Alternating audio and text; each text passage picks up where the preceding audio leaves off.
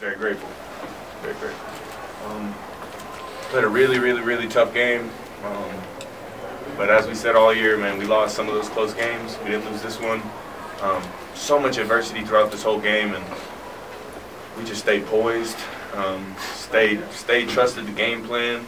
There's nobody pointing fingers and something went wrong. And that's why we finished with one more point than they did. I texted Coach Likens before the game, and he said, man, I want you to have a great night, throw for all these yards and all these touchdowns. And I responded, I just want to win by 1 point. I just want to win. So that's what we did. You and Nikhil were hugging in that end zone after the game. Were you guys exchanging any words or just absorbing that moment?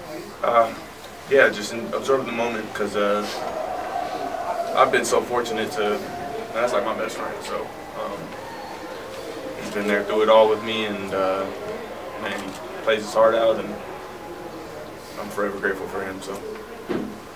You know, he talks about staying patient, staying with it. I mean, it seemed like they were bottling you up, but what did the line give you late to just keep getting those big runs and just staying with the game plan?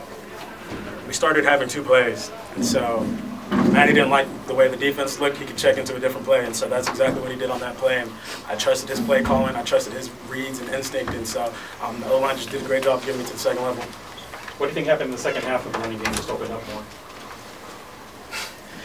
Yeah, exactly. We stayed with it. All it takes is one play to pop everything open. That's what I was telling Matty while we were sitting on the sideline. And so, like he said, there was no one pointing fingers. There was no one not trusting the game plan. And so, put our trust in our coaches, and that came through for us. When you guys are down 19 points, what's the conversations like on the sideline there? So I play 2K a lot.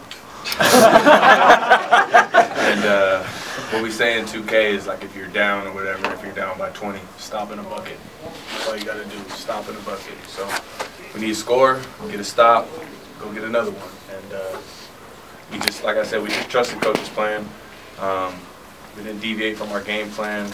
And we knew that if we just chipped away slowly, if we all just stayed the course, that we'll have an opportunity. And we had an opportunity, and we capitalized. Are you talking to guys about that on the sideline? 100%, 100%. After we scored, not the last time we scored, but the other one we scored on, I went immediately to the defense, and I looked every one of them in their eyes, and they saw my look, and I said, go give me the ball. And they did it. And then we scored, and there it is there. Kobe, what was that like when he came over?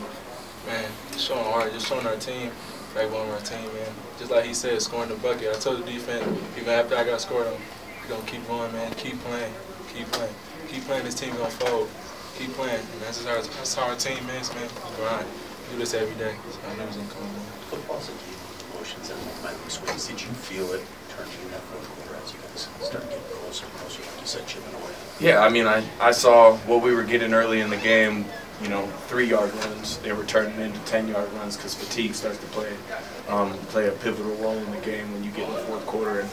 And I don't know if you guys know the stats, but we outscore our opponents in the fourth quarter by a tremendous amount of points. So we know what type of football team we were, and we knew if we had an opportunity that we would do what we need to do to win this football game. Did that momentum switch happen with Ashari and then the next? Yeah, and they played a really good game. He doesn't understand how big of a play he just made in a Territorial Cup in the situation that we were in.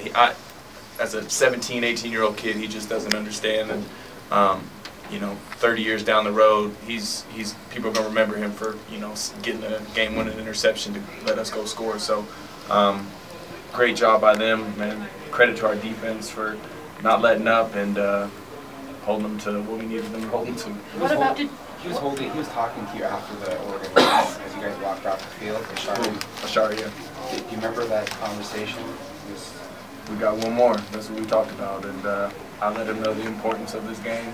And I mean, I know you can ask him. I think the past couple of weeks, he's really flipped the switch, and he has his feet under him now. He's good.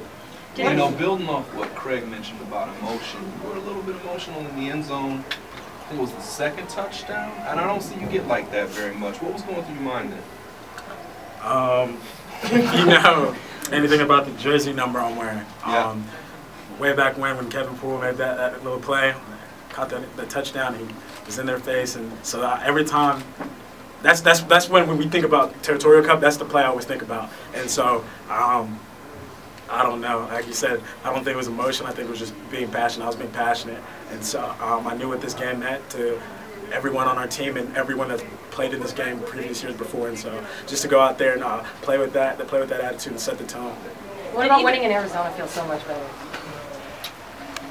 You know, honestly, there was a whole lot of action before the game. They were talking a lot of shit.